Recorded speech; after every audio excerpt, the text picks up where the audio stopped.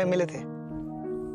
हम लोग मिले थे लगभग 1995 में, when I was 21 and a half. Sociology के बाद?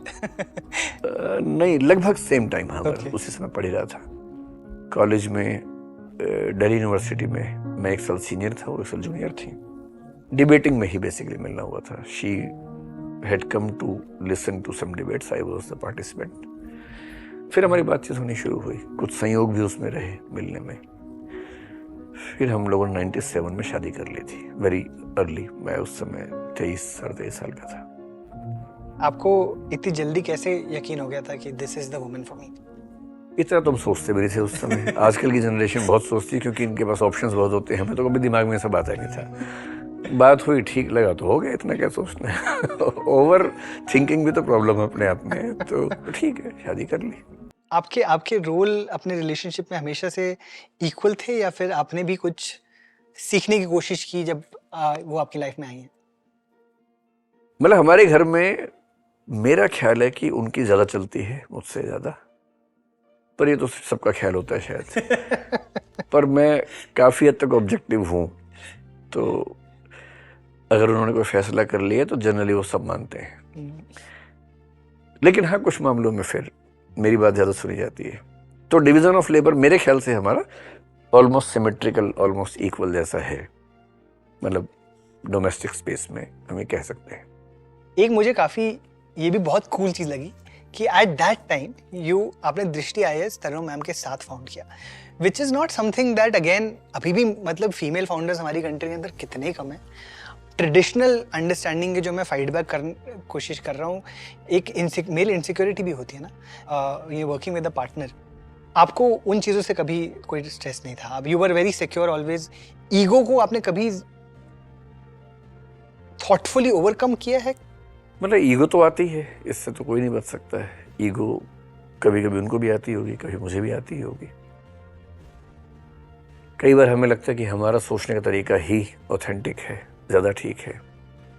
पर मैंने एक चीज सीखी है कि पर्सपेक्टिव्स दूसरों के सुन लेने से कई बार फैसले अच्छे होते हैं।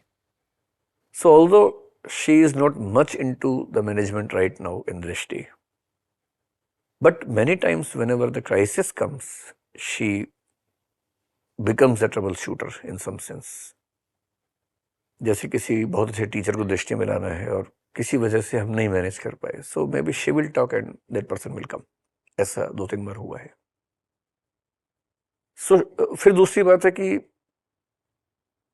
मैं ठीक ठाक एम्पैथी वाला इंसान हूं, पर उनमें मुझसे एम्पैथी बहुत ज्यादा है।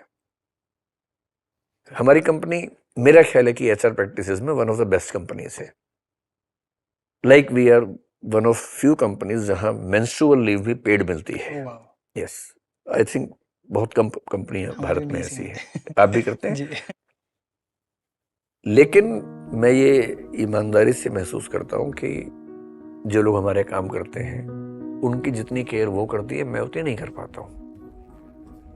फिर इसी तरह से जो जिंदगी में, मैं तो मनहूस टाइप का आदमी हूँ, बहुत ही अकेला रहना पसंद करता हूँ, बुक्स पढ़ता रहता हूँ। मतलब बहुत लाइवली उस तरह से नहीं हूँ कि मैं उछल कूद मचाता रहूँ। घर में अगर मैं अकेला हूँ तो घर और शमशान घाट एक जैसा हो जाता है, उस दिन कब्रिस्तान जैसा घर बन जाता है। उनके होने से यह है कि घर में लाइवलीनेस रहती है।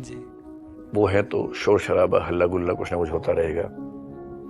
किसी को डांट ही पड़ती रहेगी, किसी से मोहब्बत होती रहेगी, कुछ म्यूजिक की आवाजें आती रहेंगी। मैं बड़ा थोड़ा शांत किस्म का आदमी हूँ। So she is very lively, very enthusiastic, very much energetic. तो ठीक है, और दोनों एक जैसे होने से फिर मजा भी क्या है लाइफ में, थोड़ा रहना भी चाहिए। सर एक अगर टिप अगर आप देना चाहेंगे, बिकॉज इस जमाने में सिचुएशनशिप का जो जमाना है उसके अंदर आपका ये इतना लंबा रिलेशनशिप रहा है। पहली बात तो हम लोग इतने 30 मार खा है नहीं कि हम कहें कि हमारा रिश्ता दुनिया में सबसे शानदार रिश्तों में से है। ठीक है, मतलब हम लोग जैसे एवरेज लोग होते हैं वैसे ही हैं, शायद थोड़े से बेहतर होंगे। मैं चाहता हूँ कि ग्लोरिफिकेशन ज्यादा ना हो, हम ठीक एवरेज कपल है, एक दूसरे को स्पेस देते हैं। ये हमारी ब्यूटी, जो सबसे अच्छी बात मुझे लगती है, स्पेस हम एडिक्वेट स्पेस देते हैं। So she lives her own life, I live my own life, and we live together and we are comfortable with each other. तो उनको कुछ वेंचर करना है तो उनको मुझसे पूछना नहीं है, करेक्ट, बताना है कि मैं ऐसा सोच रही हूँ और मेरी सपोर्ट है। मुझे कुछ करना है, अगर मैं कल को ये भी कहूँ कि मैं सब छोड़ के पॉलिटिक्स में जाना चाहता हूँ, मुझे पता है कि एक सेकंड भी नहीं लगेगा वो बोलेंगे ठीक है चले जाओ, या फिल्म बनाना चाहता हूँ, एक सेकंड भी नहीं लगेगा वो बोलेंगे ठीक है चले जाओ। This kind of support and this kind of respect to each other for their decisions we have, we enjoy this space. लेकिन इसके बावजूद मुझे लगता है कि एक ही वर्क प्लेस पे एक साथ होने में टसल होने का बहुत स्कोप रहता है।